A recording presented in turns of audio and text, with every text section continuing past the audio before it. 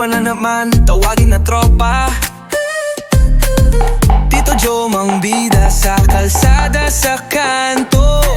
Kahit saan kainan, kwentuhan, bardagulan. Mura na marumi pa, solid pa rin ang laban. Solid liquid gas, kahit anong estado. Tuloy ang saya, tuloy ang gulo. Tito ng ina mo, Tito Joe, mang sigurado. Food trip bossing, walang kapantay to. Sir, kamusta yan, Goto? Dito okay naman, ang sarap. 70 pesos lang, walang kapait-pait yung lasa. Sanay na ako kumain dito everyday, pagpasok, pag-uwi, pasalubong sa mga bata, ganun. Good morning po, ako po si Susan, ang may-ari ng Royal Susan Gotong Batangas na matatagpuan dito sa 63 Evangelista Street, Barangay Alima, Bacoor, Cavite City. Sabi ko, Gotong Batangas na lang, kahit isa lang, at least 70 pesos. Noon pa, ang tinda ko ng Gotong Batangas, 70 pesos. Hindi kasi ako nag-aanong mahal Basta ako yung kaya ng masa. 70 pesos, madami naman yun Pwede na makakakain ng 2 person. Pero yung iba, pagka gusto, di isa. Pero meron din kaming ibang pagkain tulad ng bulalo, pata ng baka. Ang worth ng pata ng baka is only 80 pesos. Makakatikim ka nun Bago mo yun makalambot, talaga namang it takes, I think, 5 to 8 hours. Depende pa yun kapag ang bakang nabili mo ay bata. Pagka matanda, abutin ng 10 o kaya maghapon. Meron ako minsan, nagluto ako. Magmula alas 3 ng madaling araw.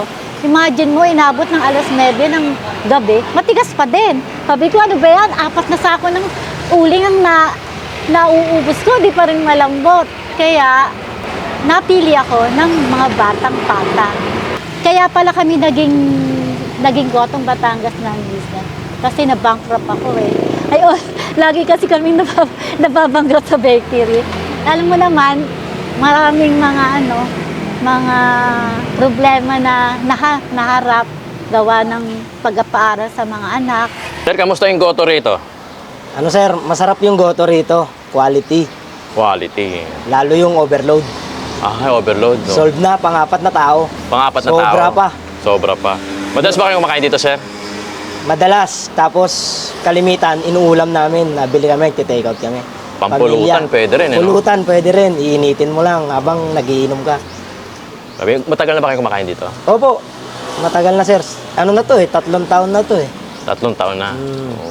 Ayos, grabe. Solid nga, nakita ko Solid yan, sir. Ano madalas kinakainan nyo? Ayun, order nyo? Sir? Yung gotong laman. Gotong laman. Magkano yung gano'n? 80. Sulit na. 2 tao. 2 tao. Yung balbak, wow. Yan, kung tawagin, balbak. Tama naman, 3 kaldero na laki. Nabalat? Oo, nakita ko nga Hindi lang 20 kilos sa isang kilo doon. Yung ganyang balat, ilang oras pinapakuluan niya? Mahaba din, kanina, alas 4, sinalang ng iba dyan. Pero alas 9, alas 8 na malambot na yun. Yung isa kasi nahuli. Isa na uli? So parang mga 3 oras, gano'n? Hindi naman? Hindi lang. Hindi lang? Pagbalat. Yung laman kasi mabilis lumambot yun. Oo, kasi yung balat makunat no? Oo. Tapos yung pata. Yung pata, mabilis din? Matagal din. Parang matagal. balat din siya yun.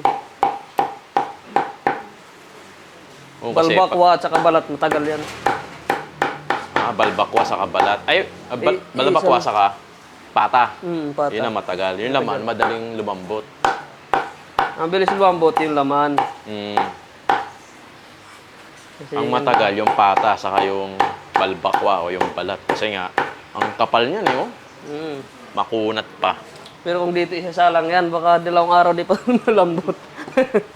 Ubus pa yung gasolina. Ubus pa yung gas mo. Ubus pa yung gasol dyan. Dapat talaga uling, no? Talagang pamatagalan.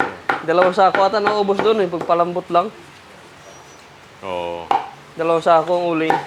2 sakong uling. Oo. Kita mo, may sako doon, 2 na. Sa isang araw yon? Hindi, isang salangan lang yon, no? Ha? Isang salangan lang, no?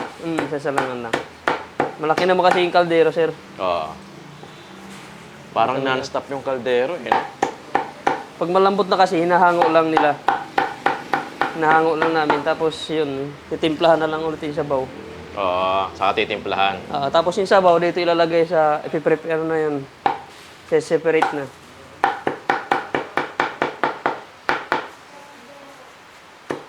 Pero ano oras nagluluto? Alas 2, alas 3. Ng madaling araw. Tapos ang bukas niyan, alas 6, alas 7. Hindi, bukas na kami, alas 4, alas 5. Ah, meron na? May nakain na. May kahit alas 4 madaling araw? Oo, meron. Kaya nga nagagayat na ako para pang madaling araw ang iba dito. Ah. Pero ang bukas niya talaga, Alas 4, alas 3, hanggang ano oras? alas 8. Ng gabi. Mm. Kasi wala na masyadong tao nun. Tuloy. Tuloy yung tao nun. Ah, talaga? Mm. Ganito lang kumain ng tito ng ina nyo. Medyo nag-iingat tayo ngayon sa ano eh. Sa kanin. Overload 230. Yan. Wala, doorong ko lang para makita lang sa camera natin. Tapos yung magkano yung kilawin? Be? Magkano yung kilawin? 80. 70 lahat ng ulam. 70. May tawad, 80. Kilawin na dinakdakan. Uy, no, sarap yan, no? Best yan.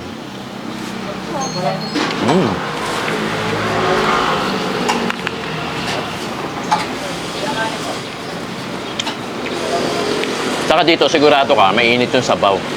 Talagang nagagalit yung yung kaldero. Sandamakmak na sibuyas yung ano, yun, no? Oh.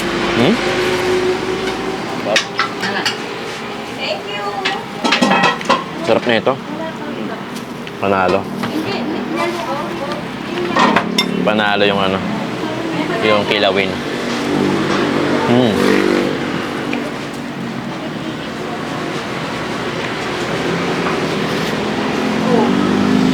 Mapapakanin ka eh. Tapos syempre yung overload. Meron pata, 230. Meron laman, ayun oh. Laman ng baka. Tapos syempre meron na rin isaw dyan sa katwalya.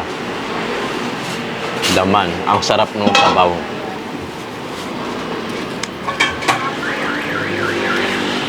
Namiss ko yung ganitong yung ganitong goto. Batangas.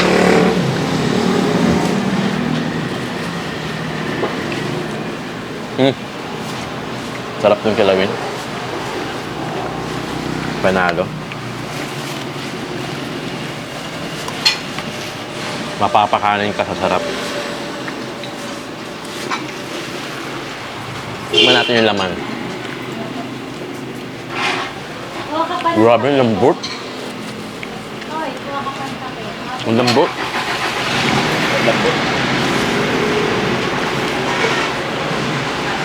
Ang lambot ng laman. Kusa ng ha? Panalo.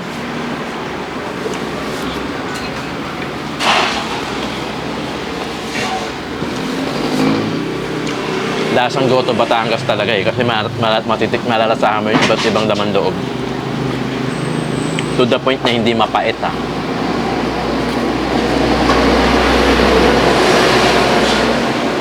Solid.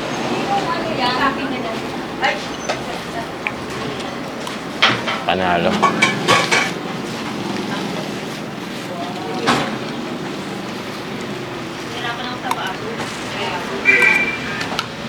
Tito Joe, Tito Joe, Tito ng ina mo.